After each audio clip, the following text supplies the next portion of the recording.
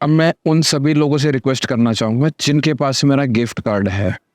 देखो, gift card आपको दिया, मैंने ना स्टार्टिंग में 20-20 रुपीज़ वाले गिफ्ट वाउचर देने स्टार्ट किए थे। मैंने एक वीडियोज़ भी बनाई थी, वीडियोज़ पे प्रॉपर्ली बताया भी था भी ये गिफ्ट कूपन जो है वो कैसे एप्लीकेबल होंगे और क्या कंडीशंस है, वो सब कुछ बताया था और वर्बली भी बताया, लाइव वीडियोज़ में भी बताया मैंने, यूट्यूब पे वीडियोज़ मैंने अपलोड की थी।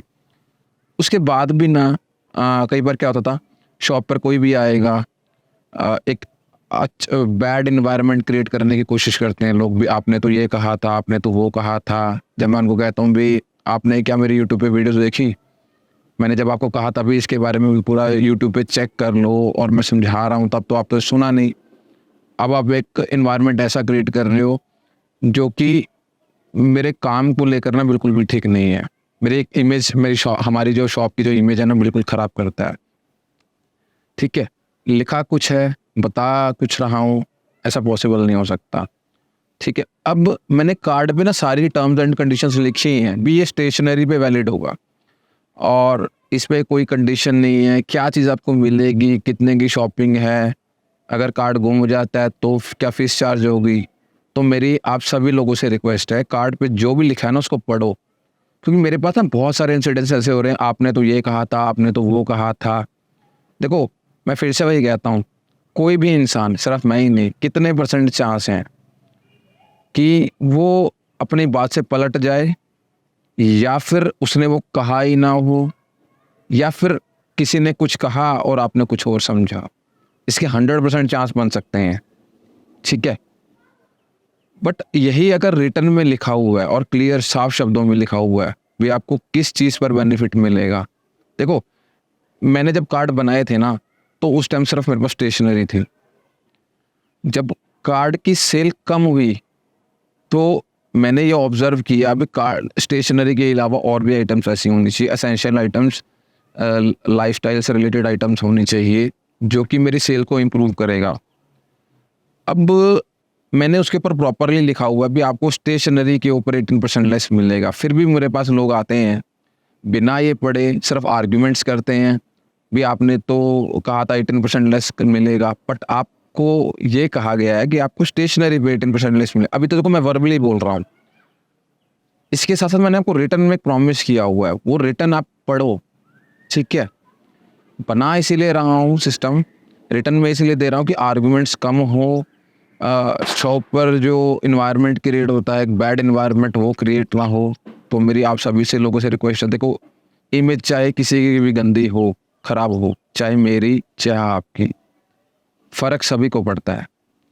ठीक है, मान लो आप भी आर्ग्यू कर रहे हो, मैं भी आर्ग्यू कर रहा हूँ, मैं भी चला रहा हूँ, आप भी चला रहे हो, तो देख तो दोनों को रहे ना, किसी को नहीं पता कि गलती किसकी है, बट नाम दोनों का ख़राब होता है। तो मैं ना अपना नाम ख़राब करना चाहता हूँ, ना आपका ख़राब करना चाहता हूँ, इसीलिए रिटर्न में प्रॉमिस कर रहा हूँ।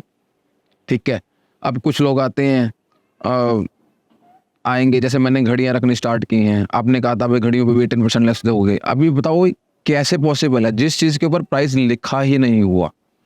ठीक है, अब उस चीज़ पे 18% एप्लीकेबल कैसे हो सकता है। दूसरा, जो आइटम सारे सेल कर रहे हैं और उस पर प्राइस नहीं लिखा हुआ, ठीक है, उसकी एमआरपी कैसे डिसाइड की जा सकती है। उसका तो एक सिंपल सा फॉर्मूला है भी उसको मिनिमम रेट पे दिया जाए।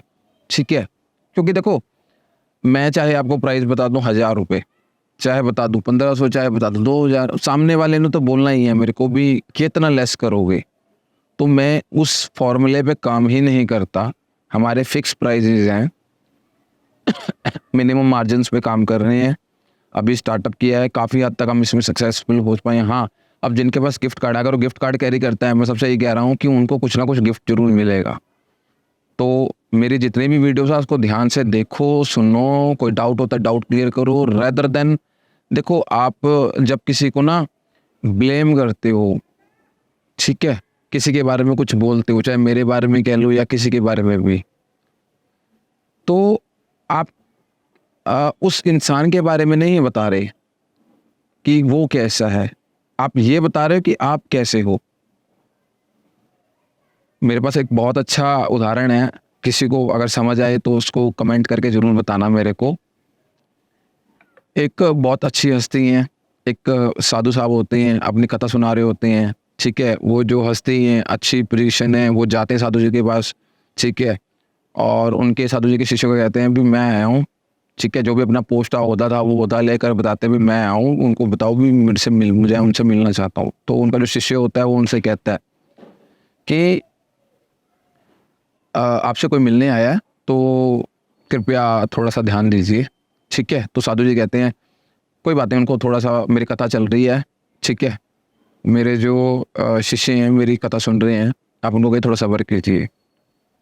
सब्र करते करते 10 मिनट हो जाते हैं, जो बड़ी हस्ती हैं यानी अच्छी पोजीशन में हैं वो उनसे सब्र नहीं होता, वो फिर से मतलब ऐसे ना रिपीट 2-3 बार कहते हैं, तो उस इंसान को ना गुस्सा आता है, बड़े इंसान को, वो अंदर जाता है, गाली गलौज करता है, ठीक है, बहुत बुरा बुरा बोलता है और बोलता भी मैं दोबारा कभी आऊँगा नहीं आपके ऐसे में।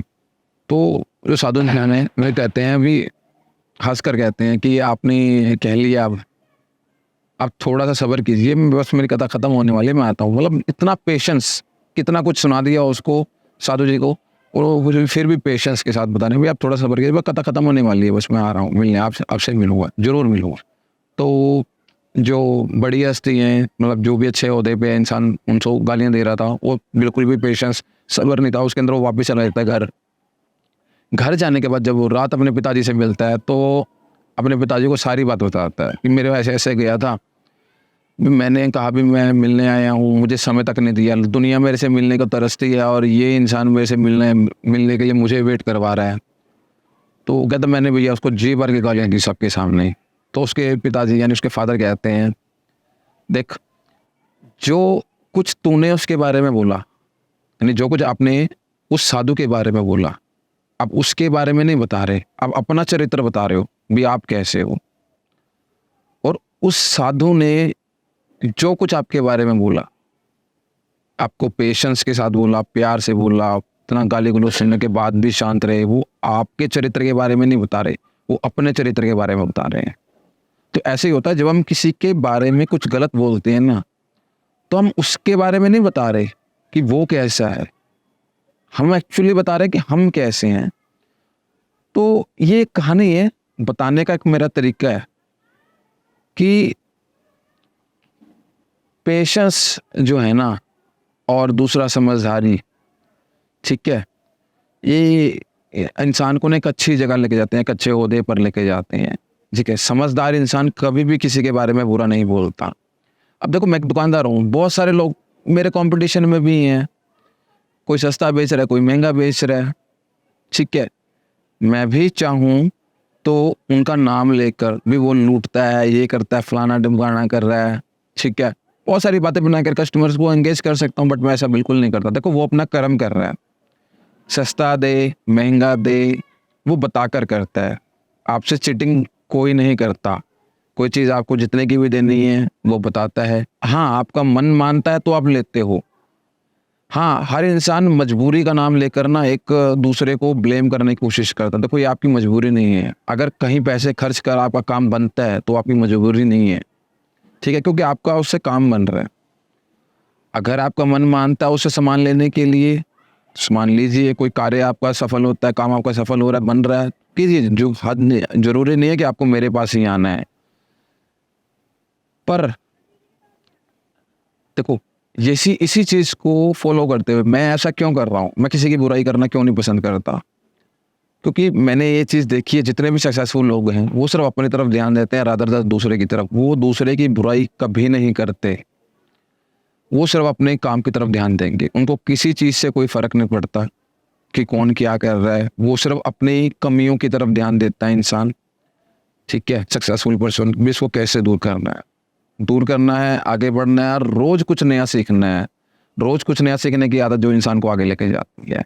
तो अगर आप मेरे पास आना चाहते हो, देखो एक चीज़ मैंने सबसे ये कहता हूँ, जैसे आप छोटे होते हो ना जब, तो अपना दोस्त डिसाइड करते हो भी मैंने किससे दोस्ती करनी है, तो क्या शॉपकीपर नहीं कर सकता, क्या शॉपकीपर के पास राइट नहीं है, ठीक है।